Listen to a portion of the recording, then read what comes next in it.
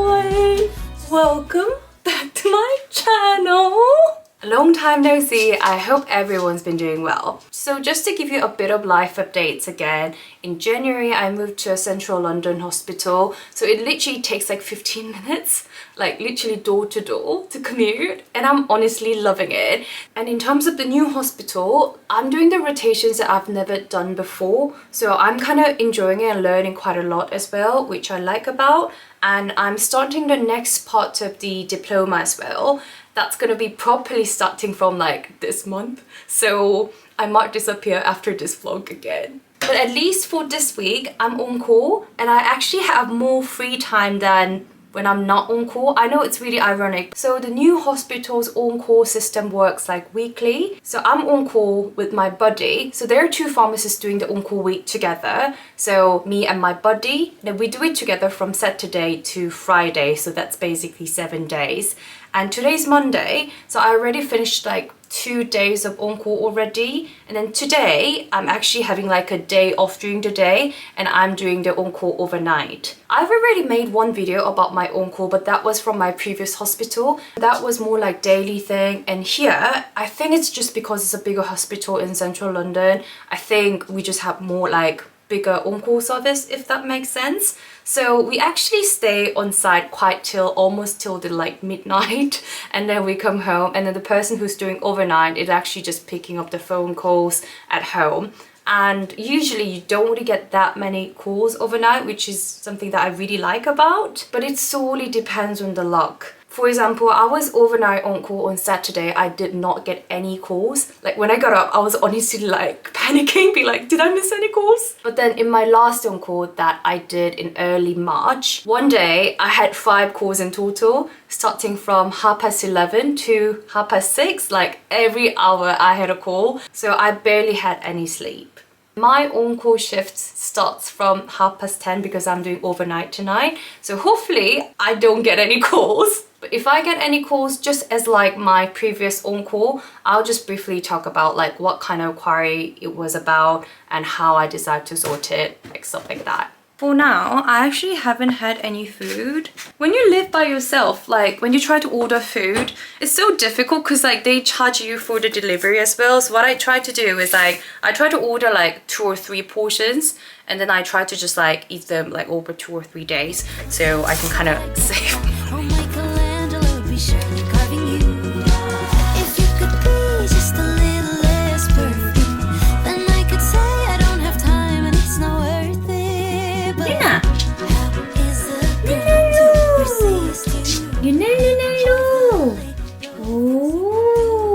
And when I was coming home, I was passing by All Saints and they were doing like additional 30%. So I just walked in because All Saints is literally like my favorite brand. And then I found this like nice top here. I actually have exactly the same one but in red color. And as far as I remember, they didn't really have any sort of this kind of like neutral color, but they did at the store. So I got this one and the black one as well. And I think it suits pretty well. Yay!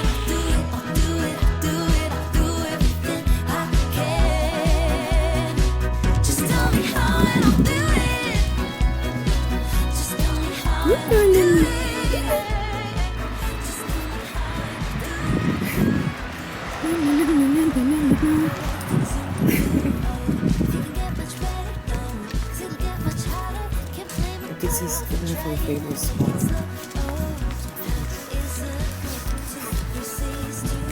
There you go, Lina. Good girl. Oh, this is so nice today. Why do I have to go to work? Honestly. She's going to walk in like half an hour because our dog walker is gonna come.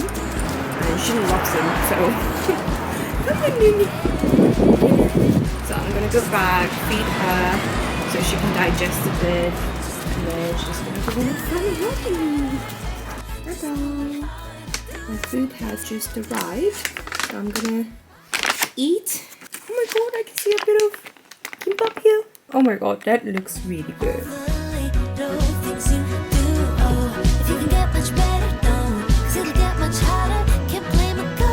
Trying to take it slow. Oh, how is a girl to receive?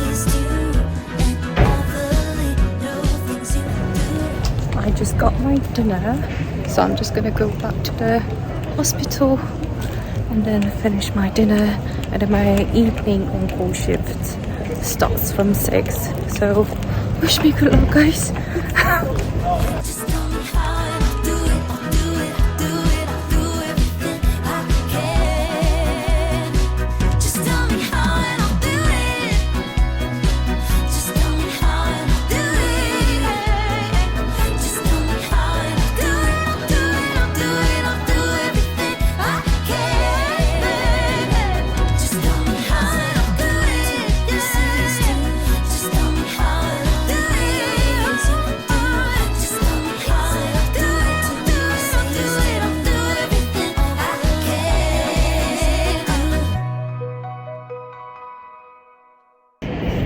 Hey guys, I just finished my shift. I'm going home.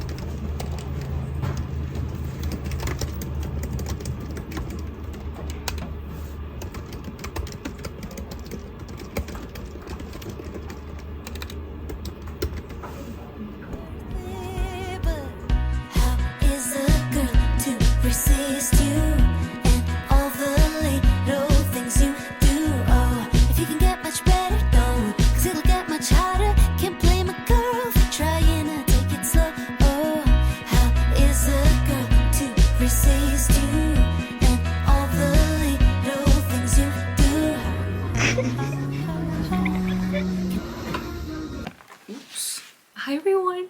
After the class I just got home. It's currently like almost 8. This vlog is becoming more like a just general like weekly vlog.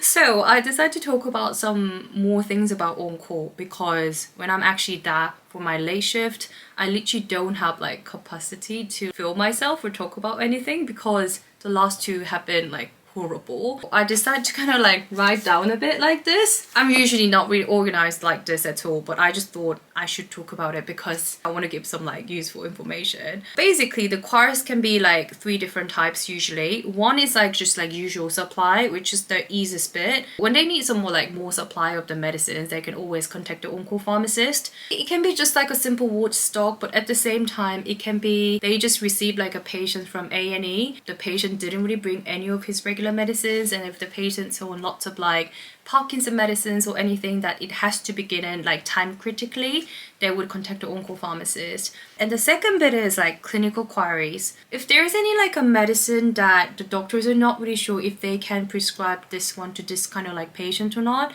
they can always contact the on-call pharmacist for advice. Some medicines can be prescribed as like only when they need, but sometimes they want to know like what's the maximum dose, because they need to kind of properly look into some resources, and then doctors have other jobs to do. So in that case, sometimes it's the best to contact the on-call pharmacist, because we only deal with medicines. So if something that more about medicines themselves, like they contact the on-call pharmacist and they say, so this is the patient situation and the patient doesn't really have good renal function, so can I give this one or not, like that kind of questions.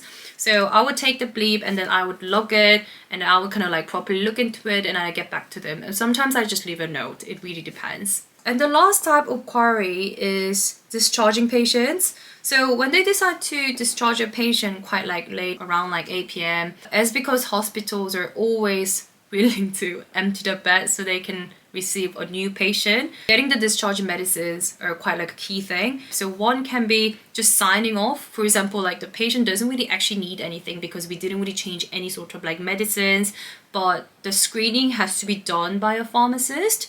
So nurses can call and be like, oh, the patient doesn't really need anything, could you just sign it off? It sounds really easy, but actually you do need to look at their home medicines, if it's approved to be continued or not. So there was one case that the patient was on anti-diabetic medicine, and then the patient just came in because of like a fracture or something. So not really diabetes like related at all. So doctors just said, oh, just continue the medicines and everything. And then the nurses called me, said like, could you just sign it off? So I looked at it, there's no changes. I was like, okay, this is beautiful. But it's because there are some diabetic medicines on it. I looked at the blood glucose level because that's what you need to look at. And then I realized that during the admission, blood glucose level was really low. And then we just checked with the nurses if the patient was actually like properly eating and drinking as usual, because it's quite common that if they use exactly the same anti-diabetic medicines in the hospital, as because when you're not really well and the hospital foods are not the best food in the world, it's quite common that they don't really eat and drink like as usual, so it causes hypoglycemia. But then I realized that that wasn't really the case for this patient. So we decided to hold gliclazide, which can cause hypoglycemia, for like 2 days. Ask the patient to monitor the blood glucose level more frequently. So we arranged like a diabetic nurse team review in the following week, so it could be reviewed within like 2-3 days. So in the patient's point of view or nurse's point of view, it just looks like, oh, it just has to be technically signed off. But actually, as because we're literally screening the medicines and signing it off, if the patient just went home just like that, and then if the patient had really bad hypoglycemia, I'm kind of like responsible for that, if that makes sense. So it's not always that easy. Anyway, so that was one type of the TTA, like the discharging medicines. And then the second type is basically we made some changes, we started some antibiotics, and then we started some analgesics and stuff, so we actually need to supply.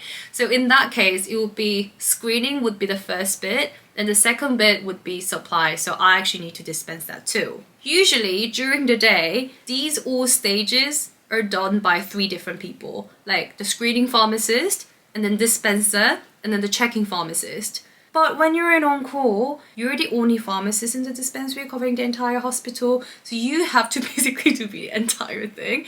Sometimes it genuinely scares me so much. And the worst thing that I could imagine is a CD discharge medicine. I think some pharmacists actually say no as well, because it's literally just because it's a controlled drug and you're tired.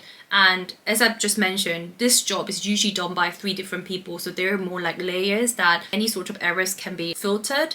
But when you're on call, you're the only person who's doing it. So if you made the mistake at the very beginning, it's quite unlikely that you can still spot it like later, if that makes sense.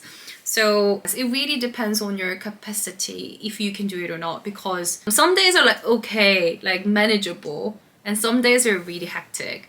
So it really depends. So those are the like 3 types of on-call queries that you can usually get. I know some people genuinely like hate on-call, but I kind of like it. So don't be scared too much if you're to be an on-call pharmacist, because I do actually see quite many people who like on-calls. Like, I'm just not really like talking about myself. I think I'm just gonna take a shower and then watch a bit of like Ted Lasso, then maybe just go to bed. Like, hopefully I can go to bed, because I'm just hoping on another lucky overnight shift. If there's anyone not watching Ted Lasso, please do. Like, it's worth it. Hi everyone. I just received a call, so I just want to quickly talk about. So the ward called the site manager requesting a Nefopam. So Nefopam is one of the known opioid analgesics. Basically, it's a hematology patient, and the patient was already using lots of different opioids. So they wanted to add more analgesics, but they didn't really want it to be more opioid, if that makes sense. So I could really see clearly on the plan that to continue the current plan till Nefopam becomes available. So I contacted the doctor just to basically find out if there's any reason why Nefopam has to be started like right now. And basically the doctor said it was just one of the plans, and then they didn't really know that Nefopam was not available on the ward. So she just prescribed it because it was not prescribed on the chart, and she didn't really want it to be missed out. So I double checked with them if it has to be started like today, and they said it really doesn't have to be today, so it can be actually delayed to tomorrow morning because the patients are already getting analgesics. They're just planning on reducing the opioid a bit and then starting nefapam, so introducing it. So it doesn't really make much difference if I do it tonight or like tomorrow morning. So I documented it on the ward and I let the site manager know that I'm not going to be coming in to supply it. So that was how I closed the call. If the patient's pain was actually getting worse, and as because patient was really drowsy, so they couldn't really increase the dose of opioid analgesics, I think I would have come in, because I live only like not really like far away, and it's okay because like it wasn't even like in the middle of night or anything, because it was only like around midnight. But as because we're just trying to introduce it and then reduce the dose of opioid, that's the plan, and it's actually safer for the patients to like, you know, start that kind of plan during the day when the whole team is there. So I basically said we can just do this like tomorrow morning. So that was it. From now on, hopefully I don't get any more calls. Tomorrow I'm doing the late shift, so I'm gonna go to bed now. See you guys tomorrow. How is a girl to resist you and all the little things you do? Morning everyone.